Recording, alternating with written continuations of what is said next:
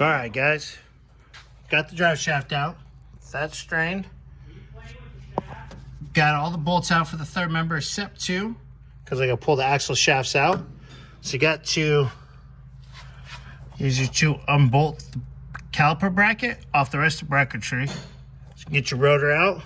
And you can see what's holding it. The boys were pushing this, and one of the brakes in the back was dragging.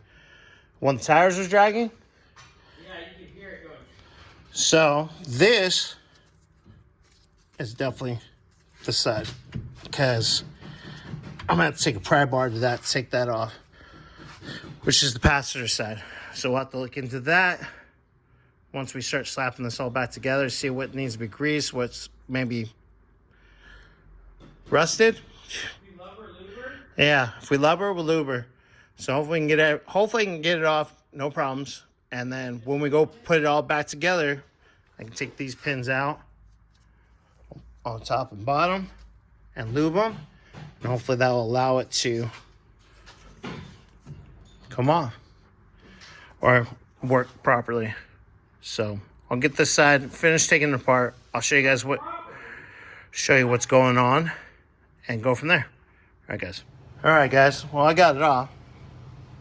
Don't really understand the concept of how short the e-brake thing is and going underneath the axle housing while the brake hose is over, because now I can't hang this up anywhere to move it out of the way or keep it safe. So we're gonna take our time and document everything, because once again we're working on somebody else's Crappy work?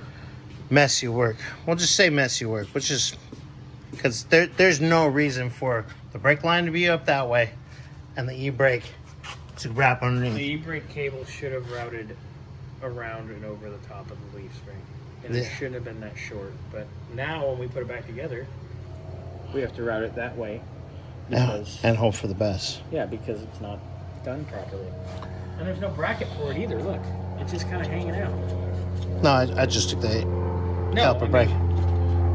Where that goes. Oh, yeah. Because they just took the ones from the... And not only that, guess what's behind here? Door number 2. Hey, Bernsey. Which I'm going to laugh at I've this. got the lube. You got the lube? Well, I might need it for this one. I'm going to laugh at this, because there's no... Well, Yeah. maybe it was just that, the way it was cockeyed. Yeah, because it was pulling on the end. I thought there was That's... drum stuff in the back here, but it doesn't look like it. No. But that axle can come out now. Well, I got to pull the axles out too. Oh, those brackets are just, it's almost as bad as Kurt's. Somebody bought a kit and Fab it? the ghetto. So this was usually made to have e-brake stuff in it. Yeah, because I'm sure that's for like an Explorer. Oh! Or an Explorer. I'm saying But Explorer. I don't think an Explorer's had a 9-inch in it. No, but that rotor's for an Explorer because of the bolt pattern. Hey, that would explain that. Or Ranger. Ranger Danger? But a disc brake Ranger is kind of weird. Yeah, that's not very often. A lot of people But take this disc brakes out of an Explorer to put it in a Ranger. Yeah. Like the whole 8.8. Yeah. But this is a 9-inch. Yeah, but you can still, well, it's adapted, so it doesn't matter. It's Yeah. just that rotor, the offset was right to go with their bracket. Whatever they were doing. Because that looks like an Explorer caliper, or maybe a T-Bird, like a 90s bird. Yeah.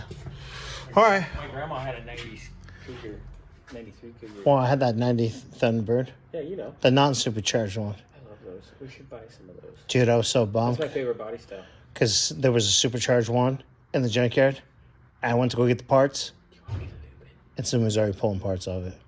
Yeah. Womp womp. You love her luber? Sometimes. It's a good stuff. All right. Later. This will be in Ken's video.